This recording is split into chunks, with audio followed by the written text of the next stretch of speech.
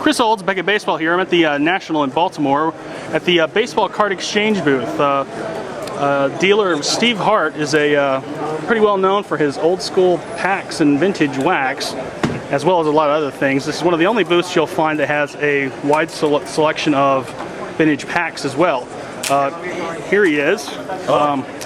So how's the show been going for you, just generally speaking, to start off? Great. So far we're on our 4th day, and I haven't sat down for 5 minutes to eat or go to the bathroom. I don't know if that's a good thing or a bad thing, but hey, the last time I was walked up here, you had a interesting transaction going on. I'll pan down for the people at home.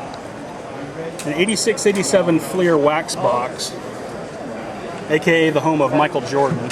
And earlier you guys were inspecting the packs to make sure that, you know, all the collation was cool and, and to make sure it's a proper purchase for you. Tell me a little bit about that, and also your approach in general. This box here, a customer walked in with about an hour ago and bought it back in 1989 for $14. That's because we couldn't give them away at the time. Nobody cared about basketball. All I wanted was baseball, and football at the time started to get hot, but basketball was worthless. He bought the box for $14 back then, and I gave him $9 grand for it cash. So in cash. I saw the stack. That's what I was like, whoa. So it was a real fair investment for him. Now's the time when he's first school, so he had to sell them. The best part of it is he says he has some more at home. Really? So hopefully I'll be seeing those again soon too. So in general, what's your oldest range of product here in terms of packs for sale or boxes? We're pretty heavy on 72 to present. We go back to the 50s and 60s, but it gets kind of thin. Then it's just single packs, no boxes. And you're considered one of the specialists for unopened packs. You know, one of those guys who's been doing this forever. When did you start your business? And second part of that question, when you do stuff like this, what do you look for? We started the business October 1st, 1990, so we're coming up on 20 years here shortly.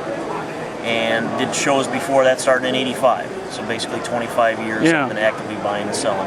And the reason I ask that is because vintage wax is definitely different than new. There's all kinds of resealing issues and things like that you have to look out for. Because I mean, as cool as those things are, you know, that's been a very problematic product in the past because, you know, pack searching back then consisted of open the pack and get out your iron to close it. So what do you look for when you buy vintage collections in general?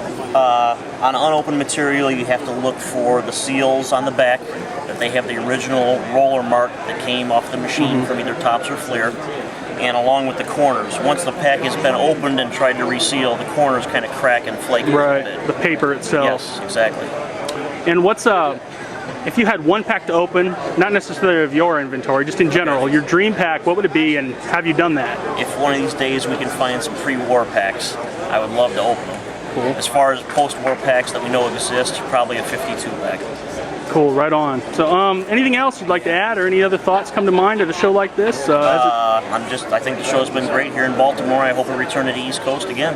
All right, well, thank you very much. Actually, one last question. Sure. Online presence, where can people get a hold of you or buy product from you? www.dbcexchange.com. All right, thank you very much. Okay.